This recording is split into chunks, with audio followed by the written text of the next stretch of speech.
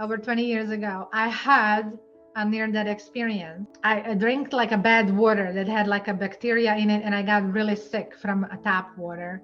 And it was a really like long weekend of me like vomiting and having diarrhea. And I ended up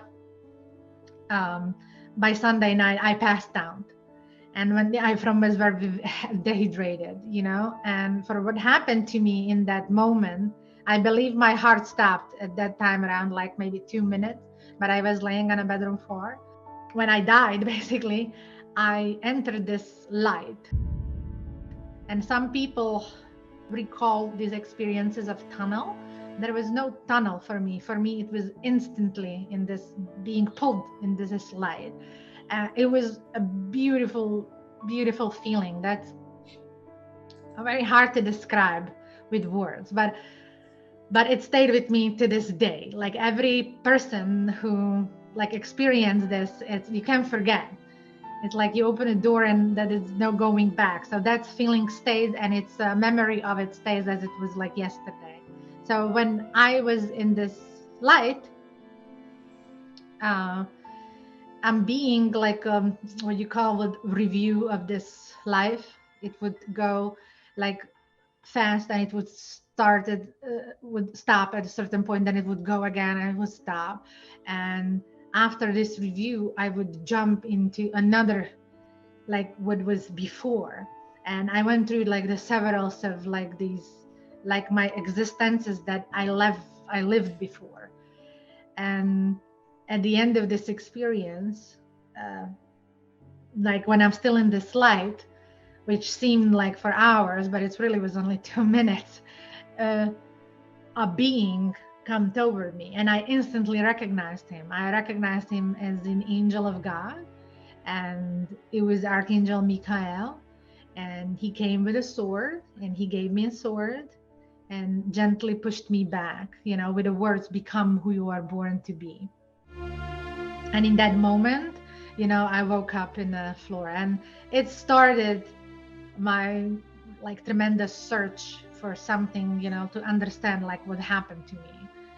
Right after this happened, and I was 3 days very sick, and I didn't go to the hospital. We were waiting for the Monday to go to the doctor's office instead of going to the emergency room, which looking back, I should have gone, but we didn't.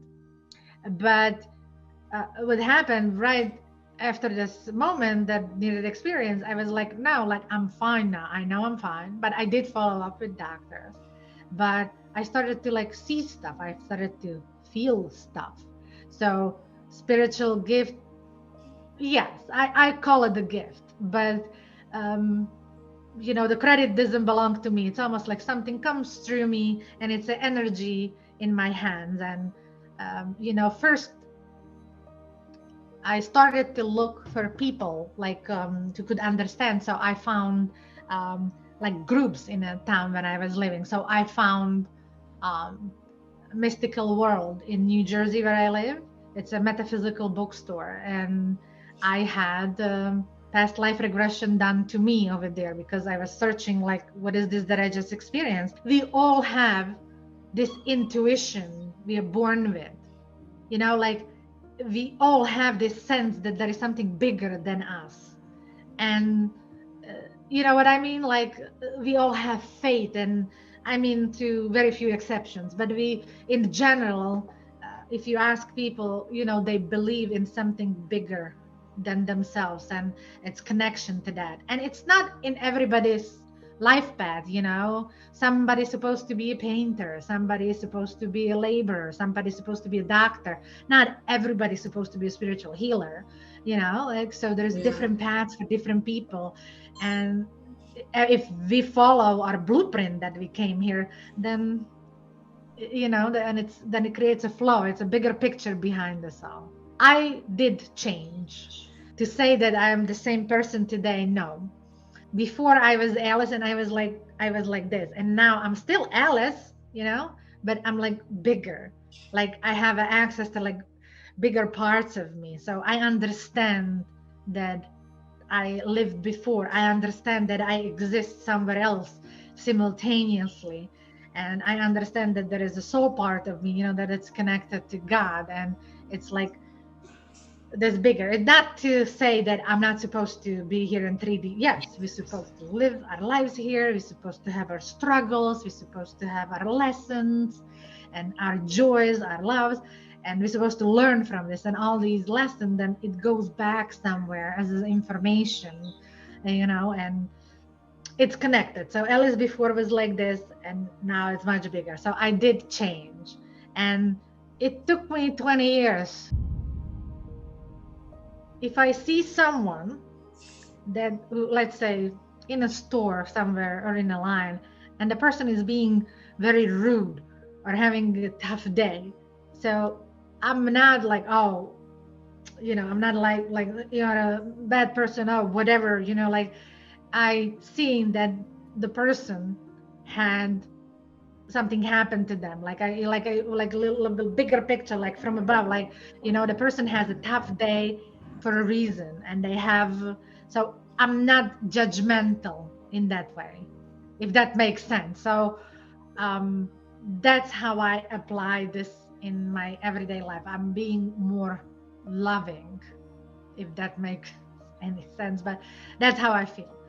I feel that we are all one big family of humans, and we're supposed to love one another, not fighting one another, you know. And but it's a process. I mean, that was uh, the very big one that came through when and then there, was that you lived before. You're not this one existence, and I did not have that belief before. You know, I thought we're gonna die and it's gonna be a judgment, and you're gonna go either to heaven or hell. And after that experience, I learned that it's not so simple, even though like the basic idea is there. But it's this love, that the light that I entered, that it's undescribable love. And if any definition of God exists, that was it.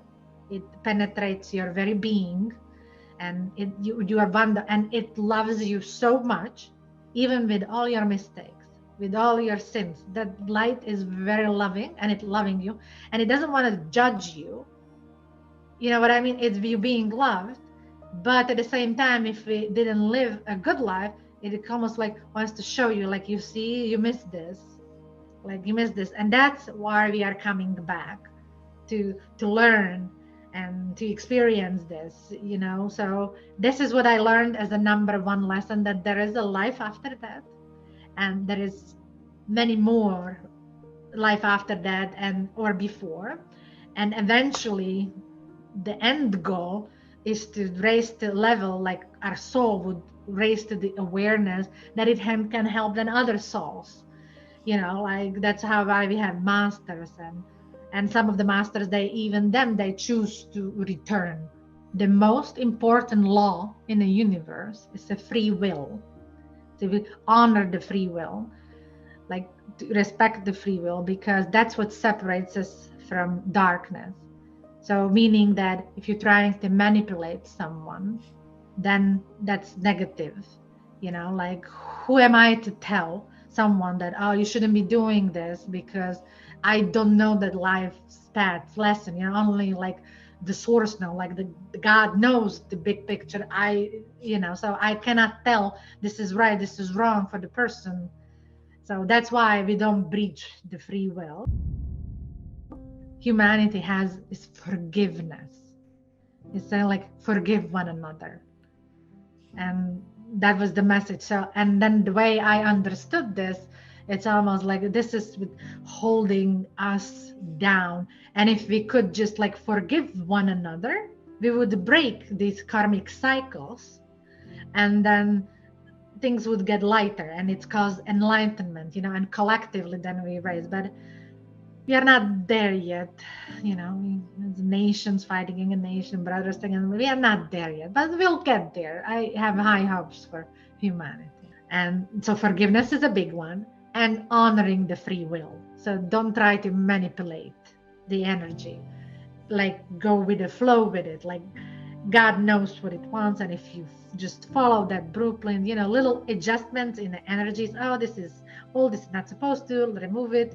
That, yes, but manipulating energy, you know, trying to play a violin when you're supposed to paint, that's trying to do something that we were not destined to do, so to have an intuition and this connection with the God to everyday life, it's important. And this is learning. So yes, like you can learn that. And I urge people to try to seek the connection to the source, try to seek the connection to the God.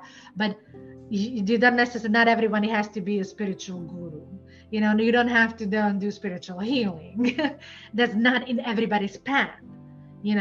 Some people are supposed to be accountants, but yes, you can learn this. And I urge people to try to find your path, whatever takes you there: music, meditation. Find your folk of people, and especially that's my message to all who went through something like this and they don't know what to do with it, or like they have some type of awakening and they are a little confused about it. Go in your community and find friends who think alike. So for us here in New Jersey or in USA, I found this metaphysical store that I mentioned, the mystical world in Jersey. So that was my catalyst, and there I met my friends, and it put me on a path, and my best friends in my life, and we, and my family was very, very supportive. Yeah. But my friends too, my friends are also my family, and they were. So it's important to have this